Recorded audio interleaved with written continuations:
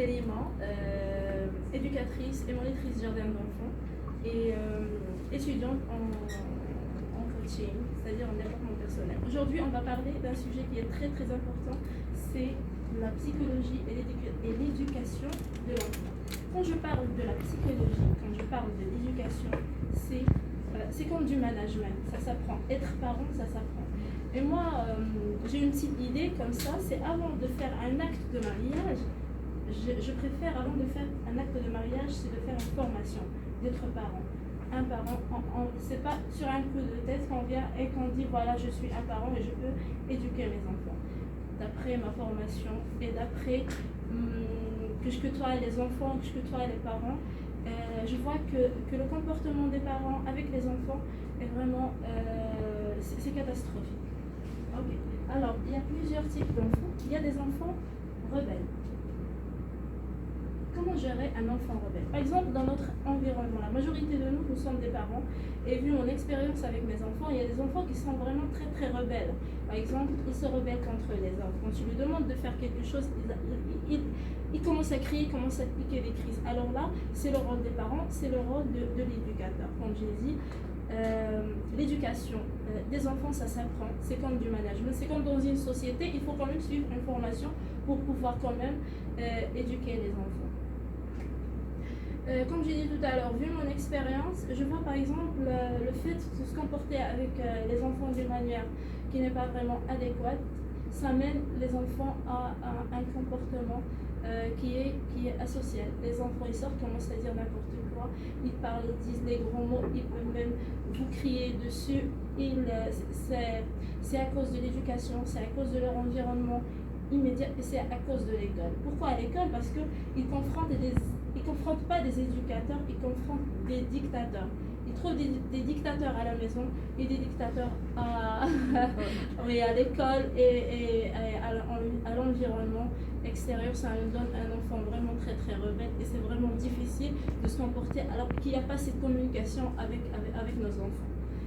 Voilà, passons à autre chose. Être rebelle, ça peut venir de notre nature. Par exemple, il y a des parents qui n'arrêtent pas de râler tout le temps. À la maison, on n'arrête pas de crier. Ça, c'est le langage. Mon langage, c'est de crier, de crier. Alors, je trouve mon enfant qui a fait vraiment un acte qui n'est pas bien, je commence à lui crier dessus. Ça, c'est ma seule solution pour qu'il être soumis, alors qu'il y a plusieurs façons de parler avec lui, de communiquer avec lui. Moi, j'ai lu un article d'une formatrice dans Discipline positive. Vraiment, c'est très important ce qu'elle a dit. Alors, le fait de demander à un enfant une chose, il y a plusieurs façons de le faire. Par exemple, si je vous demande, vous êtes mon fils, c'est symbolique, et je vais vous demander, voilà, mets ton pyjama. Tout doucement. Quel est l'impact que tu as maintenant? Voilà, positif. Mets ton pyjama et va dans ta chambre. Quel est là? C'est le langage corporel. Non, mais c'est le ton, le fait de crier. Comment tu vas être automatiquement? Il va être déçu, il va être rebelle. Peut-être qu'il ne va pas parler, il va faire preuve de mutisme, il ne va pas parler, il va monter dans sa chambre et mettre son pyjama, mais vraiment avec un regard, par exemple, d'un chien battu. Mais quand on lui demande de faire doucement, avec une manière vraiment très douce, il va se sentir vraiment super, super bien. Et ça a un impact sur son psychique ainsi que sur son physique. Voilà. Comment gérer les crises des enfants? Les enfants n'arrêtent pas de crier, de râler tout le temps à la maison. Par exemple, quand tu passes parfois juste à côté d'une maison ou dans une classe là où il y a des enfants, il y a la maîtresse qui râle, la directrice qui râle et même les enfants qui râlent. Et c'est un climat vraiment qui chamboule tout le monde et on se sent à la fin stressé. C'est la même chose, c'est ce que je viens de... La communication. Donc, nous, surtout dans cet environnement, on a ce manque de communication, c'est-à-dire qu'on ne communique pas. Par exemple, je ne prends pas mon enfant et je commence à parler avec lui. Qu'est-ce qui se passe? Quel est le problème? Est-ce que tu as rencontré des problèmes à l'extérieur? Non. Alors, on le met dans le banc des accusés et on commence à râler, à crier. Alors, quand j'ai dit la formation des parents, la formation des éducateurs, qui est vraiment très importante, par rapport à l'éducation de nos enfants, pour donner une progéniture qui est saine, psychiquement et physiquement. Le stress et le déséquilibre, ça a un impact sur la famille, sur les parents, sur notre environnement. Il devient un environnement empoisonné. Quand je rentre chez moi, alors que tout le monde crie, alors que tout le monde, la tension monte d'un cran, que tout le monde est stressé, notre environnement est vraiment empoisonné. Alors il faut lâcher prise avec les enfants. Comme on dit toujours, soit on a parlé tout à l'heure du stress, on a parlé de la peur, on a parlé du lâcher prise. On a besoin de ce moment de tendresse, de villégiature, de lâcher prise, parce que ça a des retombées vraiment très très positives sur notre santé. Et quand un enfant, bien sûr, voit, c'est comme l'effet miroir. Quand je vois par exemple mon père ou ma mère qui sont zen, qui ont cette zen attitude, je fais la même chose. Moi aussi, je suis zen. Et quand les parents râlent, crient tout le temps, automatiquement, les parents crient et râlent tout le temps. Là, c'est comment dirais-je, c'est l'effet miroir. Je fais comme mon père, je fais comme ma mère, et je fais comme l'environnement extérieur, et je fais comme les éducateurs, parce que la majorité des éducateurs sont des râleurs.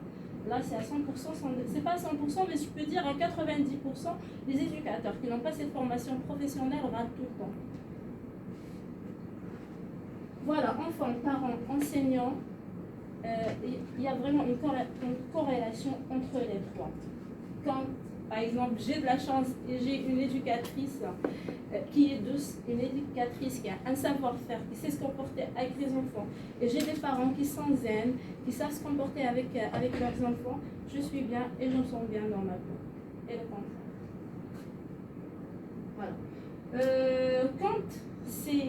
Quand il y a la paix chez moi, avec mes parents, à l'extérieur, dans mon environnement, je me sens apaisée et je fais le ouf de soulagement parce que j'ai un environnement sain et les enfants sont sains là et là.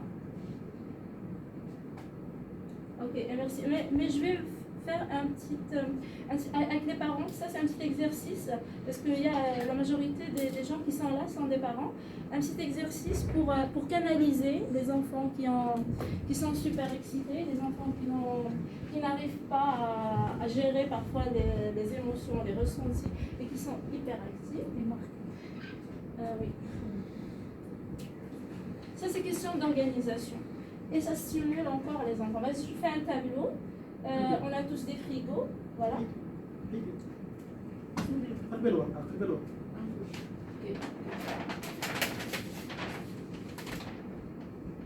Moi, en tant qu'éducatrice, c'est ce que je demande aux parents. Quand on fait par exemple une réunion, je leur fais bien sûr une petite formation pour qu'ils puissent savoir se comporter avec les enfants. On a un manque d'éducation. On ne sait pas, une maman, elle vient et se comporte n'importe comment avec son enfant. Alors que les 7 premières années sont très décisives par rapport au comportement des enfants.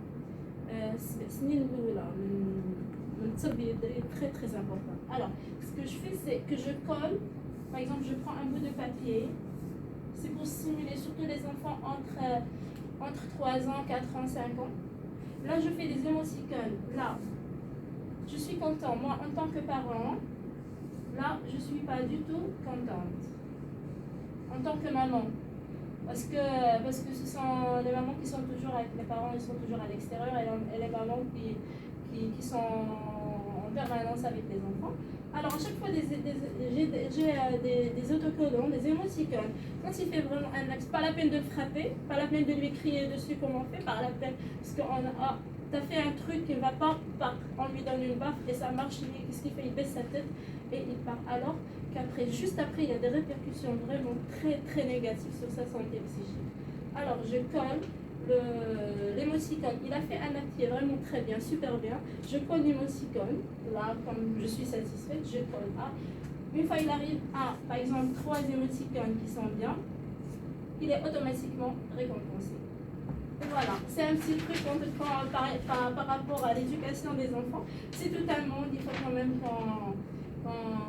qu'on sache comment se comporter avec nos enfants, parce que vraiment, le comportement des parents avec les enfants est vraiment catastrophique, surtout dans nos jours, parce qu'il n'y a pas de formation, il y a pas, on se comporte n'importe comment avec nos enfants, et vraiment, ça fait de la peine. Merci beaucoup.